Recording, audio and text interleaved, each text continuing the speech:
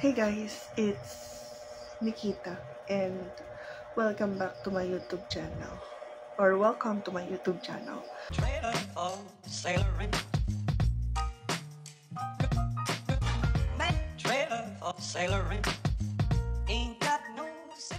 So may gusto lang akong i-share na product sa inyo kasi nakatulong siya sa akin kasi these days lagi akong naglalangoy-langoy. And nakatulong siya sa akin kasi sobra yung pagka-waterproof nito. And ito, Sassy Lady Tinted Brow Gel. So, ang sabi dito, smudge-proof, long-lasting, and waterproof. Yung pagka-waterproof niya, talagang na-test ko talaga kasi nag-swimming ako for like 5 hours. Pero hindi naman straight, puta-putaki yun. At ayan yung gamit ko. Ayan. Smudge proof. Check na. Hindi kasi ako nagsasmudge ng ganito kasi ayoko talaga matanggalan ng kilay. Pero, ayan siya. Saan ka dyan, te? Smudge proof talaga. Tapos, ayun. Pakita ko na lang siguro sa inyo muna. Yung first clip na ginamit ko to na hindi pa ako nakakapag-swimming. Kadarating lang namin nun sa resort. Tapos, binidyohan ko yung kilay ko. Pero napawisan ako nun. Bago na, iba na. Ay, iba na. D-Max na.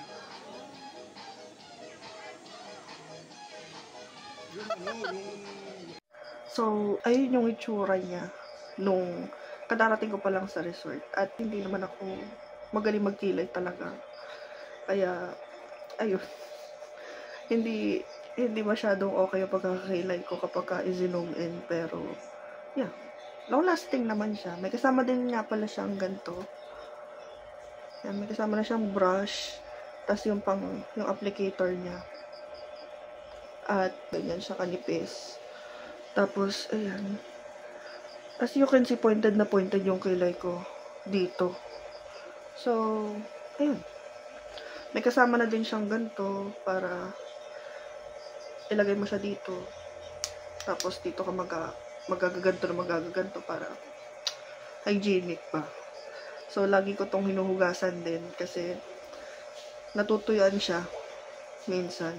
Kapag natutuyuan ng product, mahirap kapag ganun.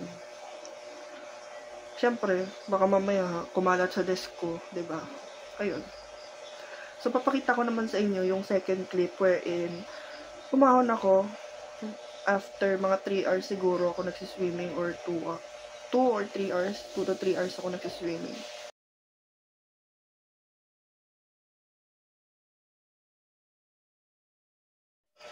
So, that's how it looks like. And nakapag-swimming na ako ng mga panahon yun for like 2 to 3 hours.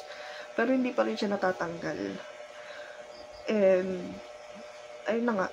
Sobrang mura niya pati nung nabili ko siya. 135 pesos lang siya nung time na binili ko siya. Pero ngayon, nung chinek ko sa Shopee, 179 pesos na siya. Siguro, may mga flash sale or may mga sales naman. So, check nyo na lang kung kailan mag-sale ulit. Pero, ang ganda kasi din talaga ng product na to. Kaya, siguro, baka nagtaas ng presyo. Pero, hindi ko sure. Pero as of this moment, today is May the 2nd, 2024. It's still 179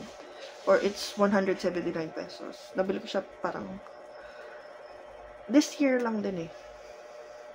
Early this year, 2024. So, ayun, papakita ko na sa inyo yung pinakahuling clip na na-take ko at pauwi na rin kami yan. So, tapos na ako mag-swimming. At ayan pa rin siya. So, waterproof talaga siya. Nag-lipstick lang ako, pero pauwi na kami. So, ayun. Ayun na yung pinakauling na-take ko na clip doon sa resort. And medyo nakapagsalita na ako dyan sa last clip. Kasi nga, wala na masyadong tao. So, ayun nga. Very waterproof, ganun. Pero, yeah, waterproof talaga siya. Totoo yung kine-claim niya na waterproof and smudge-proof siya. Long-lasting. Check na check din. So, siguro ito na yung palagi kong gagamitin na pangkilay. Hanggang sa available pa siya sa Shopee. Or available pa siya sa Sassy Lady.